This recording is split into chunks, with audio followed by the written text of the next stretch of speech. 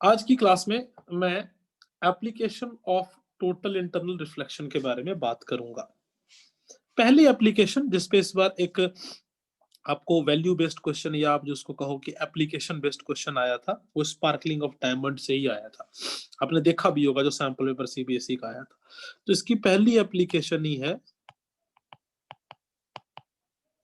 Sparkling of diamond. Diamond किस तरीके से स्पार्कल करता है, वो भी टोटल इंटरनल रिफ्लेक्शन पे ही बेस्ड है। ठीक है, किसी डायमंड्स की जो ब्रिलियंस है वो उसके टोटल इंटरनल रिफ्लेक्शन पे ही बेस्ड है। देखो, डायमंड का जो रिफ्रैक्टिव इंडेक्स होता है वो बहुत ज्यादा होता है और उसकी जो क्रिटिकल एंगल है वो बहुत स्मॉल होती है।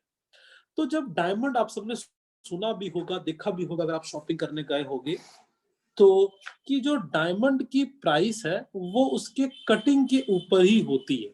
डायमंड की कटिंग जितनी ज्यादा अच्छी होती है, डायमंड का प्राइस भी उतना ही ज्यादा होता है। तो जब हम डायमंड की कटिंग करते हैं तो हम इस तरीके से कटिंग करते हैं कि जो डायमंड के अंदर लाइट जाए, वो लाइट डायमंड के अंदर ही बार बार घूमता रह जाए, वो डायमंड से बाहर ही ना आ पाए। बार बार अंदर घूमना एक कॉमन लैंग्वेज का वर्ड हुआ। अगर इसको हम टेक्निकली स्पीकिंग बोलें तो light rare to denser travel कर रहा है। डायमंड के अंदर का लाइट जो होगा वो डेंसर टू रेयर ट्रेवल करना चाहेगा। तो जो लाइट पहले डायमंड के अंदर गया, अब डायमंड के अंदर से जब बाहर आएगा तो वो होगा टोटल इंटरनल रिफ्लेक्शन की लाइट। तो जब वो टोटल इंटरनल रिफ्लेक्शन की लाइट होगी तो टोटल इंटरनल रिफ्लेक्शन की होने की वजह से वो लाइट कभी बाहर नहीं आ पाएगा और वो अंदर ही घूमता रहेगा। उसके अंदर घूमने की वजह से वो स्पार्कल करता होता है। ठीक है, so the sparkling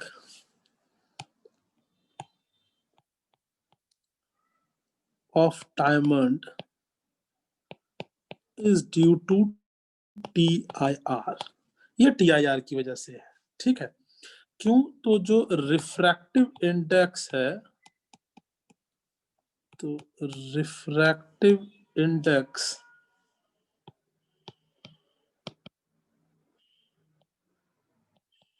of diamond is high.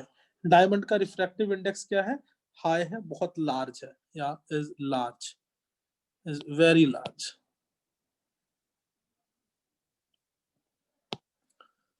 Is very large. ठीक है, but its critical angle is small।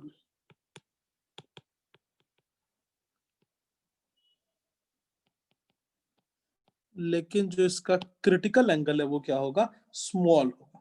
ठीक है, और वो अप्रोक्सीमेटली 24.4 डिग्री के आसपास है इसका क्रिटिकल एंगल। और इसके बाद फिर क्या होता है कि डायमंड को इस तरीके से हम कट करते हैं, डायमंड की इस तरीके से कटिंग की जाती है कि जो भी लाइट आएगा वो रिपीटेड टोटल इंटरनल रिफ्लेक्शन अंदर में सफर करेगा, है ना। So the faces of diamond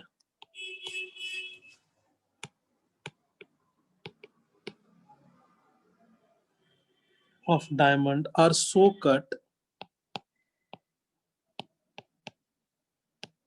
that light ray entering will suffer the total internal reflection, will suffer the total internal reflection। ठीक है, तो ये इसका सबसे पहला एग्जाम्पल हो गया। दूसरा एग्जाम्पल आप सबने पहले भी अपनी छोटी क्लासेस में भी इस एग्जाम्पल के बारे में सुना था, जिसका नाम है मिराज। सुना है बेटा मिराज आपने? आपने देखा भी होगा कई बारी। एक तरह का ऑप्टिकल इल्यूजन है ना। ये चीज एक्चुअली होती नहीं है, पर ये चीज हमें दिखती होती है। और ये तो आपको सर्दियों के दिनों में नहीं देखने के लिए मिलेगी, ये बेसिकली आपको गर्मी के दिनों में देखने के लिए मिलेगी कि आप किसी रोड पे ट्रैवल करते हुए आ रहे हो और आपको दूर से वहां पानी दिखे, मिराज है। कई बार आपने देखा होगा जो बेचारे ऊंटों के साथ बहुत धोखा होता है, उनको दूर से कहीं पानी दिखता होता है, जब वहां पहुंचते हैं तो पता चलता है कि यहाँ पानी नहीं है। ठीक है, तो ये मिराज है। It is basically an optical illusion. ठीक है, तो it is an optical illusion observed in summer. ये आपको समर में ही देखने के लिए मिलेगा, विंटर में देखने के लिए नहीं मिलेगा। ठीक है, और ये कहाँ देखने के लिए मिलता है? समर ऑन, जो अपनी रोड बनी है कोल और तार की बनी हुई होती है।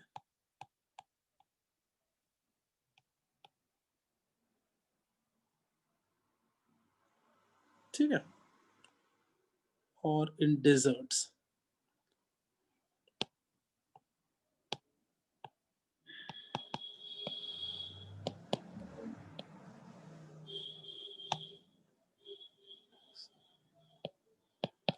ठीक है, तो ये हमें वहां देखने के लिए मिलता होता है। क्या होता है इसमें यार? दो चीजें होती हैं, एक तो ऊंट को दूर से पानी दिखता होता है, याद है नहीं है?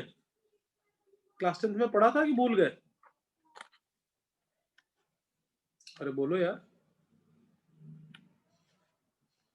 क्लास 10th में पढ़ा था ये कंसेप्ट ना? Yes sir. हाँ, एक ये बहुत ठंड में भी होता है। जब ये बहुत ठंड में होता है तो उसको हम मिराज के जगह लूमिंग कहते होते हैं। बहुत ठंडे रीजन में भी इसका एक इफेक्ट हो रहा होता है, और तब इसको हम मिराज के जगह पर, तब इसका नाम हमने वहां पे दिया है लूमिंग। तो एक मिराज होता है, एक लूमिंग होती है, और ये दोनों चीजें हमें देखने के लिए मिलती है ये बेसिकली मैंने आपको जैसे पहले ही बोला कि एक तरह का ये ऑप्टिकल इल्यूजन है, हो नहीं हो रहा होता पर दिख रहा होता है। क्यों होता है ऐसा? देखो होता क्या है, जहां पे बहुत गर्मी होती है तो वो मीडियम आपका एक तरह से रेयरर मीडियम की तरह बिहेव करना शुरू कर देता है, क्योंकि बहुत गर्मी होने की वजह से उसका जो मॉलिक्यूल्स है वो बहुत दूर होता है, और जहां भी थोड़ी भी ठंडक होगी वहां का मॉलिक्यूल पास होगा, तो वो एक तरह से आपको डेंसर मीडियम की तरह बिहेव करेगा। तो एक डेंसर मीडियम की तरह बिहेव करता है और एक रेयर मीडियम की तरह बिहेव करता है। और जब लाइट ट्रेवल कर रहा है एक मीडियम से दूसरे मीडियम की तरफ, तो वहां पे लाइट की बेंडिंग शुरू हो जाती है। जैसे कि देखो, एक मैं आपको डायग्रामेटिक तरीके से समझाता हूं। मान लो ये कोई एक सरफेस है, और इस सरफेस पे यहाँ पे एक ऐसे ट्री की फॉर्मेशन हुई हुई है, डेजर्ट्स में देखने के लिए कई बार मिलता है। ठीक है, अब क्या होगा, जो सरफेस के आसपास का एयर होगा वो सारा एयर बहुत ही हॉट होगा, है ना? हॉट होने की वजह से जो एयर मॉलिक्यूल्स हैं, उन एयर मॉलिक्यूल्स के बीच का डिस्टेंस बहुत ज्यादा हो जाएगा। ये एयर मॉलिक्यूल्स का डिस्टेंस कैसा हो गया? बहुत ज्यादा हो गया। जैसे जैसे तुम ऊपर जाते जाओगे तो हवा थोड़ी ठंडी होती चली जाएगी, और वहां पे एयर मॉलिक्यूल्स जो है वो थोड़ा पास होता चला जाएगा। जैसे जैसे आप ऊपर की तरफ बढ़ते जाओगे तो एयर मॉलिक्यूल्स जो है वो थोड़ा ठंडा होता चला जाएगा। अगर आप इस चीज को ऑब्जर्व करो तो ये जो रीजन है, this is of hot air, और ये एक रेयरर मीडियम की तरह बिहेव करेगा। और जो इसके ऊपर का रीजन है वो एक तरह का कैसा है? कोल्ड एयर, जो कि एक तरह से डेंसर मीडियम की तरह बिहेव करेगा। अब मान लो कि यहाँ पे कोई एक ऑब्जर्वर है, मैं आई बनाने की कोशिश कर रहा था, दोबारा बना देता हूँ। तो यहाँ मान लो कोई एक ऑब्जर्वर है जिसकी आई है, जो वहां से देखना चाह रहा है, तो वहां से लाइट आएगी। अब ये ट्री से भी लाइट जाएगी आई से। अब हमें कोई चीज ना सीधी दिखती होती है, दिस इज आवर आई। तो अब ट्री से लाइट आ रही है और मीडियम चेंज होता जाएगा तो लाइट की थोड़ी थोड़ी बेंडिंग होनी शुरू हो जाएगी। यहां पहुंच के एक एक मेजर चेंज आएगा और लाइट इधर की तरफ बेंड हो जाएगी। फिर यहां से लाइट इधर की तरफ बेंड होनी शुरू हो जाएगी और जब वो हमें दिखेगी, जो ट्री है वो यहां से बिल्कुल सीधा कहीं यहां पे इसकी फॉर्मेशन होके अपने को ट्री दिख रहा होगा। तो ट्री है यहाँ पे, लेकिन ये दिख यहाँ रहा है। और ये जो लाइट की बार बार ये लाइट रे आ रही है, ये जो लाइट रे की बेंडिंग हो रही है, ये due to the cold air and hot air, the denser medium and ये रेयर मीडियम की वजह से हो रही है। बात समझ आई कि नहीं आई बेटा? ठीक है, तो ये इस एग्जाम्पल को हम समझते हैं और इसको हम मिराज कहते हैं। ठीक है, अच्छा, कुछ हमारे पास इसी की एप्लीकेशन, ये कौन से सेकंड एप्लीकेशन थी, इसकी थर्ड एप्लीकेशन में अपने पास आता होता है टोटल रिफ्लेक्टिंग प्रिज्म्स।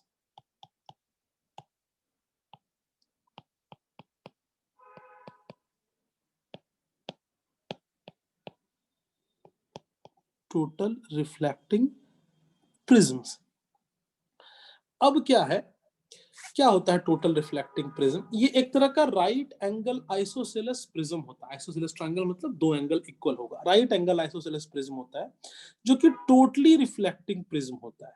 जब रे फॉल करेगी इसके किसी एक फेस पे और वहां पे जो लाइट फॉल करेगी वो ग्रेटर देन क्रिटिकल एंगल पे फॉल करेगी, तो सारी की सारी लाइट जो है रिफ्लेक्ट कर जाएगी। तो ये है क्या? It is a right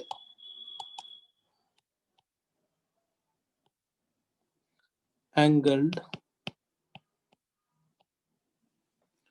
isosceles prism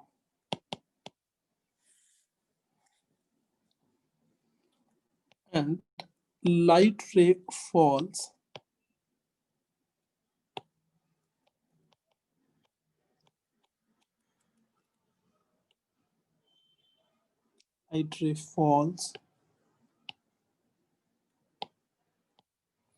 on any face of prism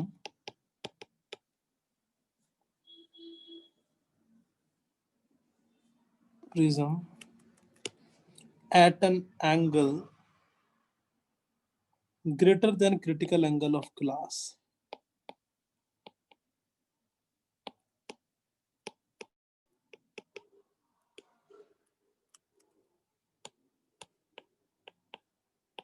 Greater than critical angle of glass.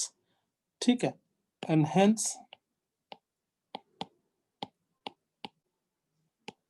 the ray is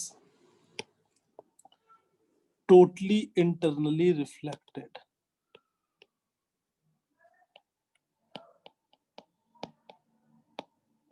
तो जो रे है उसकी क्या हो जाएगी?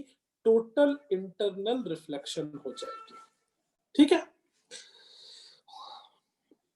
बात समझ आ रही है? अब ये जो टोटल, ये दो तीन तरह का होता है। ठीक है, अगर आप रे को 90 डिग्री से डेविएट करना चाहते हो, तो अगर आप रे को या इमेज को 180 डिग्री से इन्वर्ट करना चाहते हो, उसमें भी हो सकता है। तो इसमें टोटल इंटरनल रिफ्लेक्शन में तीन तरह के प्रिज्म होते हैं। जिसका सबसे पहला टाइप है that is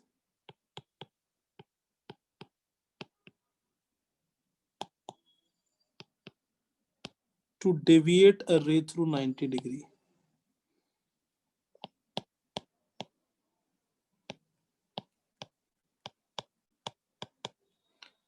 To deviate a ray through 90 degree. अगर आप किसी एक रे को 90 डिग्री से डेविएट करना चाहते हो तो आप कैसे करोगे, वो यहाँ पे आपको दिखा देता हूँ। ठीक है, तो इसके लिए एक आप आइसोसेलेस ट्रायंगल बनाओगे। मैं फिर से बनाता हूँ। ये आइसोसेलेस ट्रायंगल होगा और इस पे आपने कोई भी दो रेज भेजनी है। एक रे इधर से आ रही है और एक रे इधर से आ रही है और यहाँ पे होगा अपना कोई object, say this A B is my object, ठीक। और ये यहाँ पे मान लो कोई 45 डिग्री के एंगल पे स्ट्राइक करेगा। यहां से लाइट बाउंस बैक नहीं कर रहा, मैं आपको फिर से बता रहा हूं, ये लाइट की यहाँ पे टोटल इंटरनल रिफ्लेक्शन होगी। सिमिलरली इस लाइट की भी यहाँ पे टोटल इंटरनल रिफ्लेक्शन होगी। इनकी टोटल इंटरनल रिफ्लेक्शन होने की वजह से यहाँ पे एक इमेज की फॉर्मेशन होगी which is A dash B dash.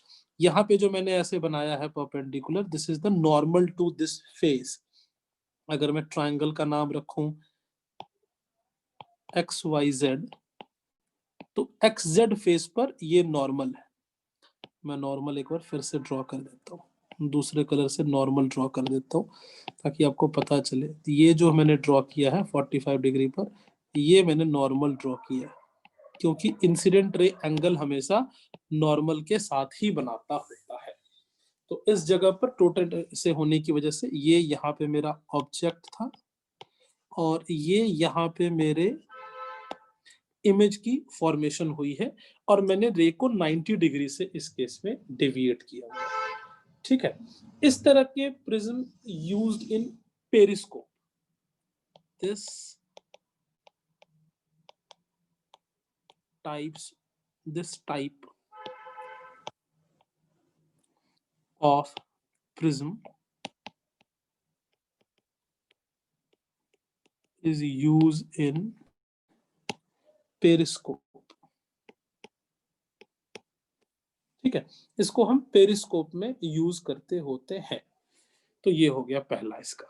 दूसरा, जहां पे डेविएशन हमें 180 डिग्री से करनी हो, सेकंड केस। टू थोड़ा नीचे इन्वर्ट, करना। एक मिनट रुक जाओ। To invert an image with deviation of ray through 180 degree,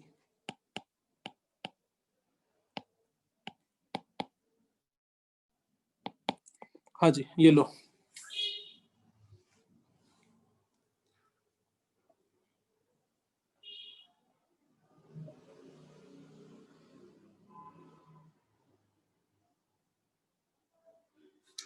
ये जो प्रिज्म है इसका क्रिटिकल एंगल 42 डिग्री के आसपास होता है मेरे पास, हाँ। और देखो एंगल ऑफ इंसिडेंस हमने 45 डिग्री रखा है, इसीलिए टोटल इंटरनल रिफ्लेक्शन हो रही है। हो गया। Yes sir. नेक्स्ट देखो, ऐसा कोई ट्रायंगल बनाना, फिर हमने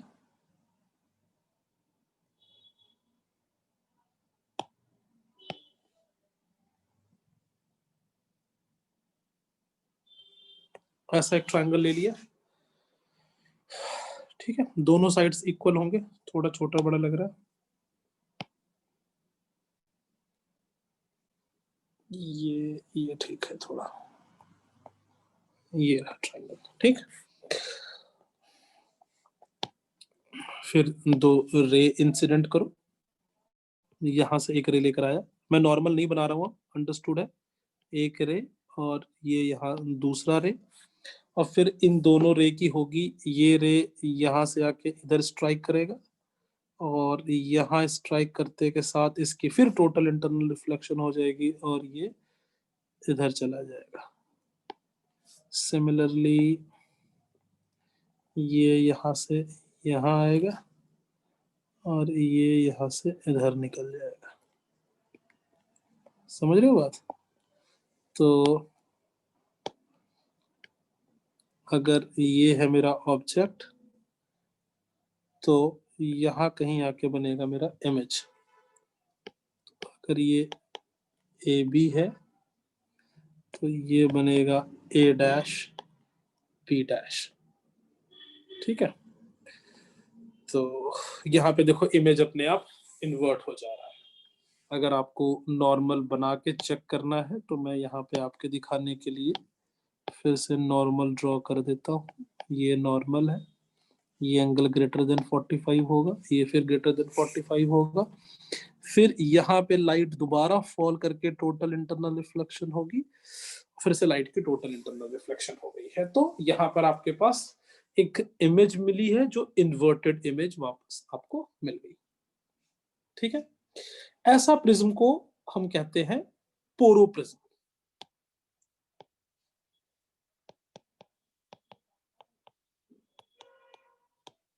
This type of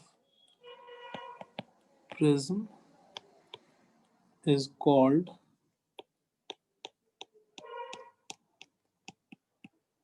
पोरोप्रिज्म। ठीक है, अब लेते हैं इसका तीसरा एग्जांपल सी। यहां पे क्या करना है, तो हमने to invert an image without deviation of raise,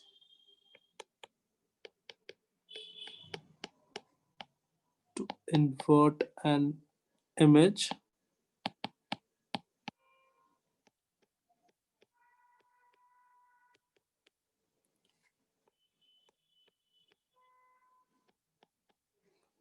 without deviation of rays।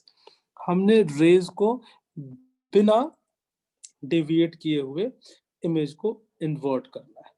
ठीक है, इसके लिए भी एक एग्जांपल दिखा देता हूं आपको।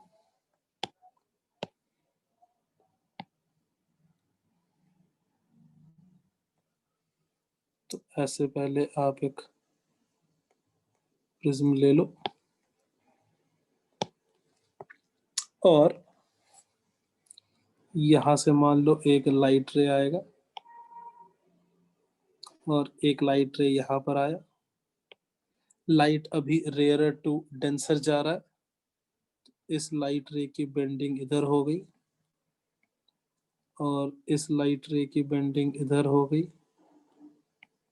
ठीक है, यहाँ के बाद फिर ये लाइट रे इधर चला जाएगा और ये लाइट रे इधर चला जाएगा और फिर ये जब वापस निकलेगा बाहर की तरफ तो ये बिल्कुल पैरेलल हो जाएगा कुछ इस तरीके से।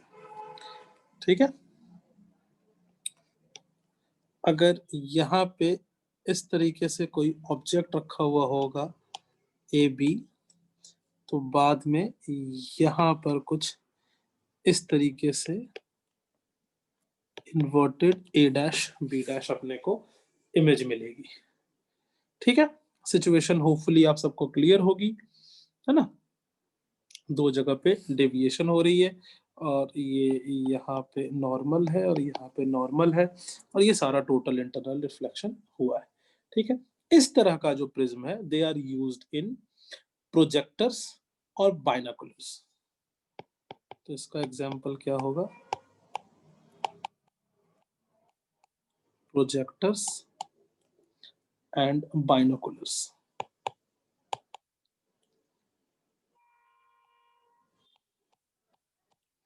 ठीक है, तो ये हो गया। अब हम इसको यूज क्यों करते हैं, इसका क्या एडवांटेज है।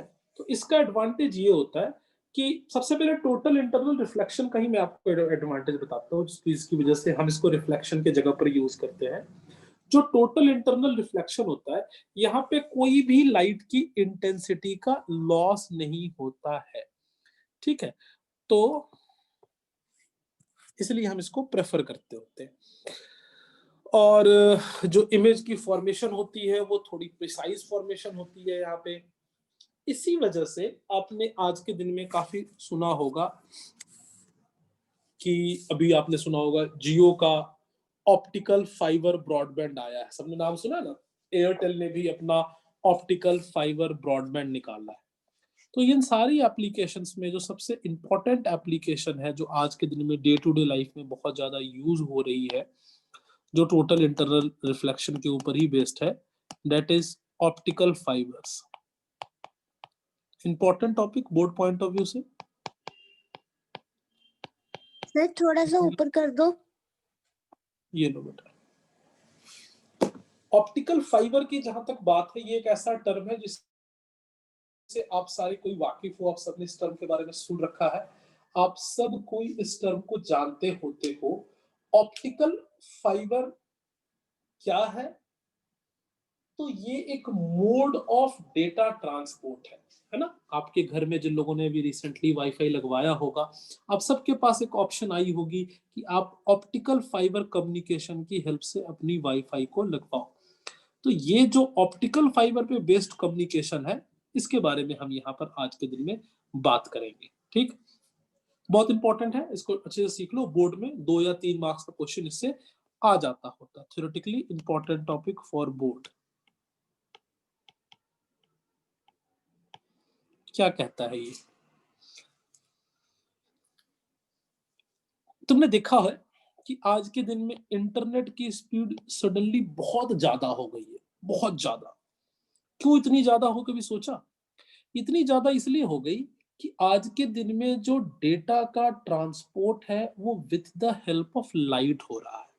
Data is being transmitted from one point to another point with the help of light. And this mode of transportation of data from one point to another point is known as optical fiber communication. So,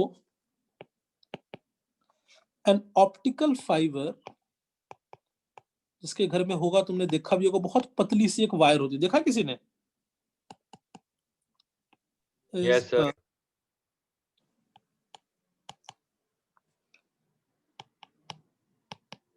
Hair thin, long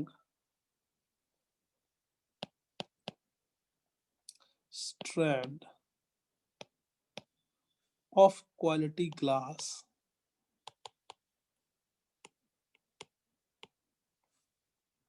surrounded by a glass coating.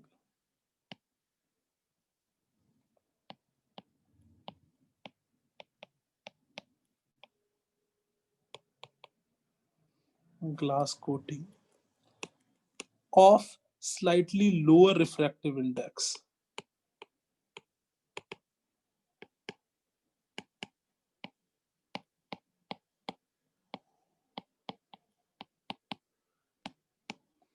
Lower refractive index. ठीक है? And it is used for transmitting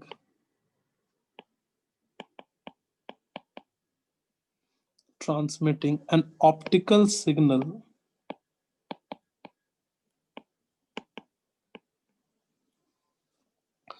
from one place to another place.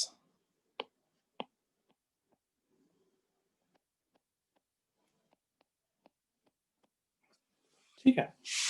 कैसे काम करता है ये total internal reflection पे, वो भी आपको सिखाता हूँ। कैसे इसका स्ट्रक्चर होता है वो पहले देख लो। इसके सबसे अंदर में एक थिन चीज होती है जिसको हम कहते हैं कोर। कोर के ऊपर में एक और चीज होती है थोड़ी सी बफरिंग की हुई, जिसको हम कहते हैं क्लैडिंग। और क्लैडिंग के ऊपर में जो सबसे आउटर स्ट्रक्चर होता है इसका, जिसको हम कहते हैं बफर। ठीक है? ये जो चीज है, this is my core, this is my cladding,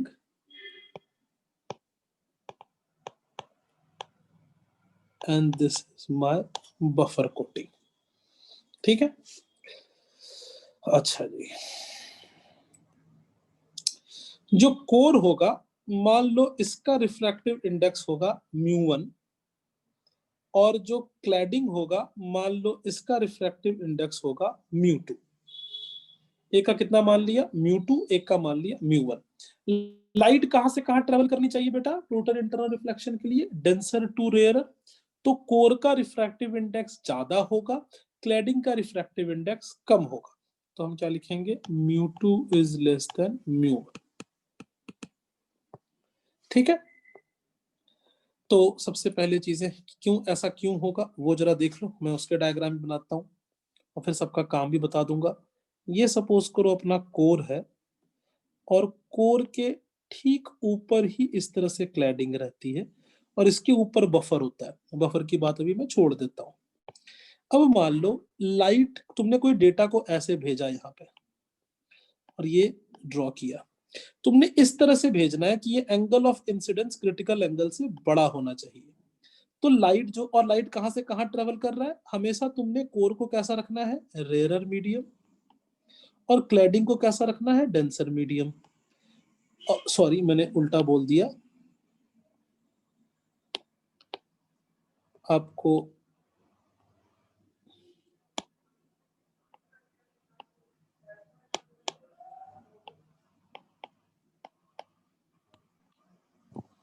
core को रखना है आपने डेंसर मीडियम, और इसको रखना है rare medium. That is a condition for total internal reflection. अब आपने यहां से लाइट को भेजा है, तो light will get reflected back in the same medium. अब ये स्टोरी खत्म नहीं होगी, ये आगे से आगे बढ़ती चली जाएगी। फिर यहाँ आके लाइट स्ट्राइक करेगा, देन फिर ऐसे जाएगा, देन फिर ऐसे जाएगा, एंड देन फिर ऐसे, एंड सो ऑन।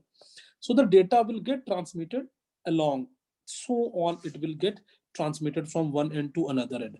फायदा क्या होता है टोटल इंटरनल रिफ्लेक्शन से, जैसा मैंने आपको पहले ही बताया, there is no loss of strength of signal. जब यहाँ से वहां तक ट्रांसमिट हो रहा है तो there is no loss in strength of signal.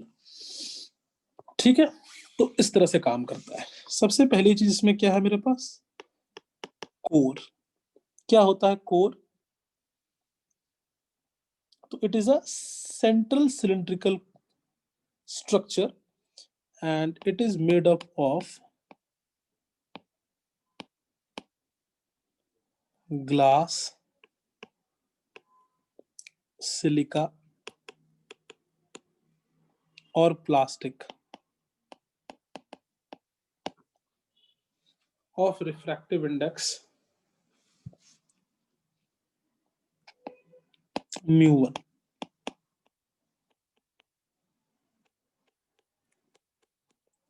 ठीक है, ये कोर हो जाता है। कोर के ऊपर क्या रहता है मेरे पास, क्लैडिंग। क्लैडिंग क्या होगा, इसके ऊपर ग्लास से सराउंडेड होता है। So core is surrounded by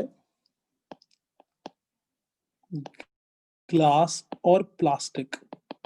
ठीक है, core is surrounded by glass और प्लास्टिक ऑफ रिफ्रैक्टिव इंडेक्स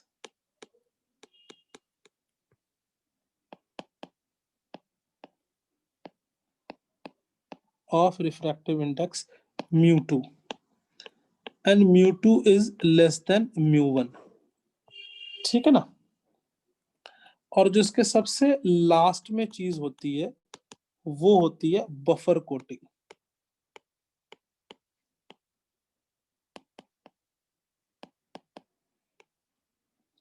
और वो क्या कहता है, ये है एक्सटर्नल टेम्परेचर प्रेशर चेंजेस से इसको बचाने के लिए, है ना। तो it is for the safety from any external changes. किसी भी एक्सटर्नल चेंज से बचाने के लिए इसके ऊपर जो हमने कोटिंग की हुई है उसको हम कहते हैं बफर कोटिंग। ठीक है, अब एक जगह से दूसरी जगह डेटा इसी तरह से फाइबर की हेल्प से जो है वो ट्रांसमिट हो रहा होता है। ठीक है, अंदर में ग्लास कोर होगा जिसकी हाई रिफ्रैक्टिव इंडेक्स होगी, क्लैडिंग की रिफ्रैक्टिव इंडेक्स इससे कम होगी। आप एक डेटा भेजोगे और वो डेटा एक जगह से दूसरी जगह तक ट्रांसमिट होके दूसरी तक पहुंच जाएगा। सर पर डेटा लाइट रेज से बना होता है?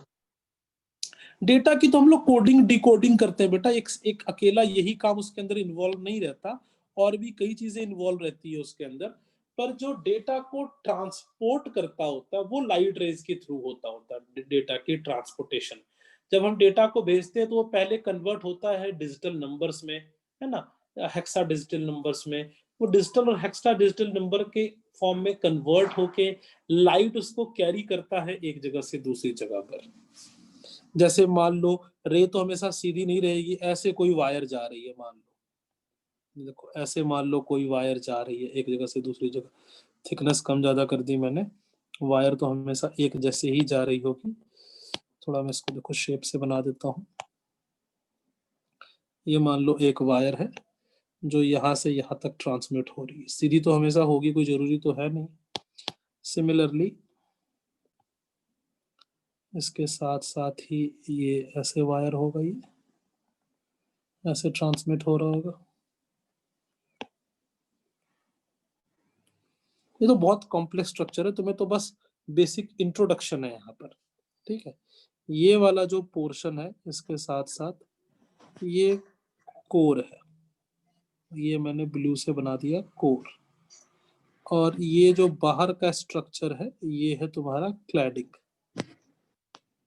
तो एक कोर हो गया, एक क्लैडिंग हो गया, ठीक है। और जो क्लैडिंग है, this is my cladding of low refractive index.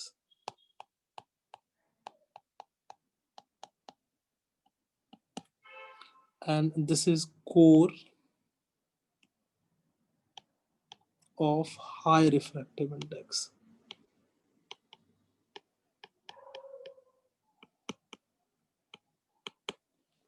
अब हमने लाइट भेज दी, ठीक है। तो ये ऐसे हमने लाइट यहाँ से भेजी, ये यहाँ पे परपेंडिकुलर, ये लाइट ऐसे स्ट्राइक किया, फिर ऐसे, फिर ऐसे, फिर ऐसे, फिर ऐसे, फिर ऐसे, फिर ऐसे, फिर ऐसे, ऐसे, ऐसे, ऐसे, ऐसे और ऐसे। और इस तरीके से डेटा को वो एक जगह से दूसरी जगह पहुंचा रहा है।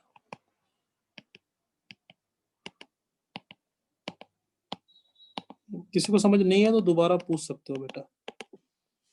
ये कुछ इस तरह से डेटा आपका ट्रांसमिट होगा एक जगह से दूसरी जगह, और ये ऐसे चलेगा,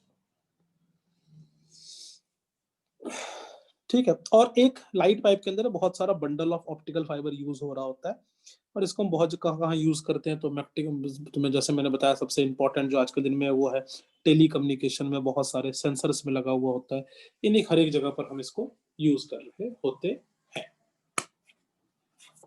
तो ये अपना सारा टोटल इंटरनल रिफ्लेक्शन का कंसेप्ट मैंने पूरी तरीके से आपको क्लियर कर दिया। इसमें कोई भी बात अगर आपको समझ में नहीं आई हो तो आप मेरे से पूछ सकते हैं।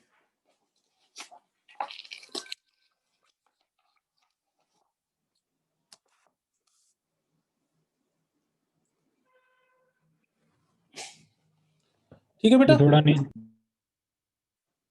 लो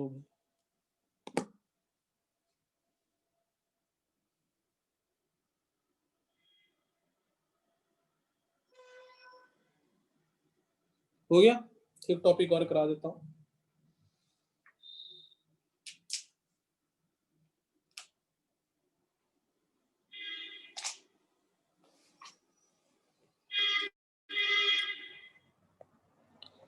छोटा छोटा एक दो प्रूफ्स और देख लो, जो रिफ्रैक्शन पे ही बेस्ड है। इसके बाद फिर refraction through a flat surface अपना कंप्लीट हो जाएगा, और हम लोग कर्व्ड सरफेस के थ्रू चलेंगे। तो इसमें दो टॉपिक है, एक अभी कराता हूं, that is refraction through a rectangular glass slab। कोई एक रेक्टेंगुलर ग्लास स्लैब हो, उसके थ्रू रिफ्रैक्शन हो रही हो, तो किस तरीके से रिफ्रैक्शन होगी और वहां क्या क्या होगा। Refraction through a rectangular glass slab. तो सबसे पहले एक रेक्टेंगुलर ग्लास स्लैब बना ली यार मैंने, ठीक है। ये मीडियम क्या है मेरे पास, एयर, और ये मीडियम क्या है मेरे पास, ग्लास। सबसे पहले यहां पर ड्रॉ करता हूं मैं एक परपेंडिकुलर। तो एक मैंने ड्रॉ कर ली परपेंडिकुलर, और एक यहां से मैंने डाल दी लाइट, इंसिडेंट लाइट आई। कोई एंगल बनाएगा, एंगल आए। लाइट कहां से कहां जा रही है, रेयर टू डेंसर जा रही है, तो कहां बेंड करेगी, टुवर्ड्स द नॉर्मल बेंड करेगी लाइट। पहले ये देख लेते हैं कि ये अगर लाइट ऐसे ही रहती तो ये बिल्कुल ऐसे स्ट्रेट निकल जाती, बट लाइट ऐसे रहेगी नहीं, तो लाइट के अंदर में हो जाएगी बेंडिंग, तो ये लाइट ऐसे बेंड करके यहां पहुंच गई। ऐसा ही होगा बेटा, है ना। और ये बनेगा मेरा एंगल ऑफ रिफ्रैक्शन। इस सरफेस पे लाइट इंसिडेंट करेगी, यहाँ पे फिर से मैं एक नॉर्मल ड्रॉ कर लेता हूं। ठीक है, एक नॉर्मल ड्रॉ कर दिया। ये यहाँ पर फिर कोई एक एंगल बना रहा है, से इसको मैं I1 मान लेता हूँ, इसको मैं एंगल R1 मान लेता हूँ, इसको मैं I2 मान लूंगा। तो ये लाइट यहाँ से फिर क्या करेगी, बाहर की तरफ निकल जाएगी। तो ये लाइट यहाँ से कुछ इस तरीके से निकल गई। ठीक है, ये हो गई refraction through a rectangular glass slab. इसमें एक और टर्म आएगा जिस टर्म के बारे में मैं आपको बता देता हूँ। लाइट जहां सीधी जाके निकलती और जहां निकल रही है, दोनों रेज देखो एक दूसरे से पैरेलल है, और ये जो दोनों के बीच का डिस्टेंस है, इस डिस्टेंस को हम लेटरल डिस्प्लेसमेंट कहते होते हैं। This is known as, this distance is known as lateral displacement. तो हम बाद में इसकी वैल्यू भी निकालेंगे, आगे इसको भी प्रूव करने की कोशिश करेंगे। पहले छोटी सी बात करते हैं पहले यहाँ पर। तो स्नेल्स लॉ को यूज करो यार, स्नेल्स लॉ यूज करना मैंने सिखाया है आप लोगों को। नाम रख लेता हूँ उस ग्लास स्लैब का, से this is PQRS। So when refraction is through the RPQ,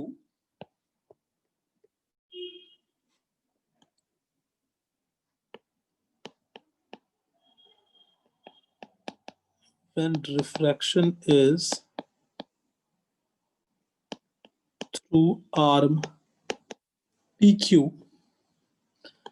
now using Snell's law,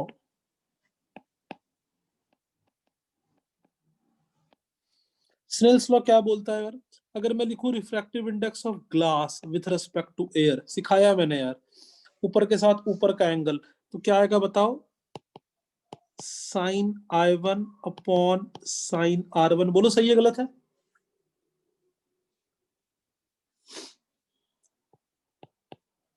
बोलो यार, बात ठीक है। तो ये refraction through the arm PQ पहले हमने कर लिया, फिर रिफ्रैक्शन किसके थ्रू होगा, SR के थ्रू होगा। तो now refraction through arm SR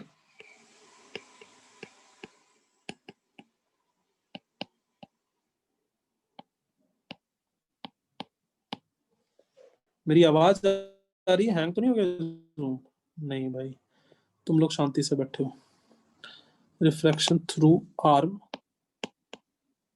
SR, तो ये क्या हो जाएगा, refractive index of air with respect to glass. ये क्या लिखूंगा मैं, साइन I2, देखो यहाँ ये साइन I2, और इसको मैं क्या मान लूंगा, R2। तो G के साथ ये sign I2 upon sine R2, इसको मान लिया इक्वेशन नंबर 2। ठीक है, दोनों इक्वेशन को मल्टीप्लाई कर देता हूं, मल्टीप्लाइंग इक्वेशन 1 एंड इक्वेशन 2। बड़ा ही आसान है। क्या बन रहा है, refractive index of glass with respect to air into refractive index of air with respect to glass is equal to sine I1 upon sine R1 into sine I2 upon sine R2। ऐसा ही होगा। अच्छा, मैं इसी चीज को अगर rearrange करना चाहूं तो क्या लिख सकता हूं, refractive index of glass with respect to air into 1 upon refractive index of glass with respect to air. इसी को ऐसे लिख सकता हूं, और अगर मैं ऐसे लिख दूंगा तो ये दोनों आपस में कैंसल आउट हो जाएगा, and this is equal to again क्या बना मेरे पास, sine I1 upon sine R1 into sin I2 upon sin R2 और this is equal to 1. So this is equal to 1. यहां से प्रूफ हो गया. अगर यहां से ये इक्वल 1 हो रहा है और डायग्राम में ये साफ दिख रहा है कि जो PQ है वो SR के पैरेलल है, दोनों एक दूसरे के साथ पैरेलल है, तो I2 जो है वो R1 के इक्वल हो जाएगा, है ना. ये R1 और ये I2, ये दोनों एंगल इक्वल होगा, पैरेलल और ये ट्रांसवर्स. तो बिकॉज PQ इज